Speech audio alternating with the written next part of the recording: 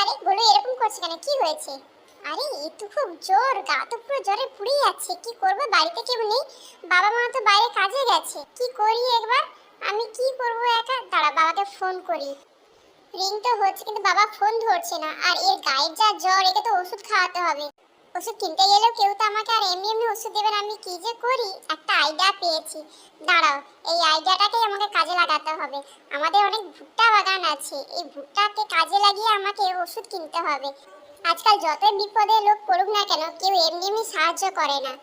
আমাকে নিজেকেই আগে টাকা জোগাড় করতে হবে, তারপর সেই টাকা দিয়ে ওষুধ কিনতে হবে। বাবা মা কখন বাড়িতে আসবে জানি না, কিন্তু গরুর যা জ্বর, ওষুধ তো খাওয়াতেই হবে। আর বাবা মা আসা পর্যন্ত অপেক্ষা করা যাবে না। যাক, অনেক ভুট্টা পাড়া হয়ে গেছে, এবার দেখি বাজারের দিকে যাই, যদি বিক্রি করে আমি টাকা জোগাড় করতে পারি। বাজারে তো প্রচুর ভিড়, এই জায়গাতে বসে গেছি। তোমরা প্লিজ কেউ আমার কাছ থেকে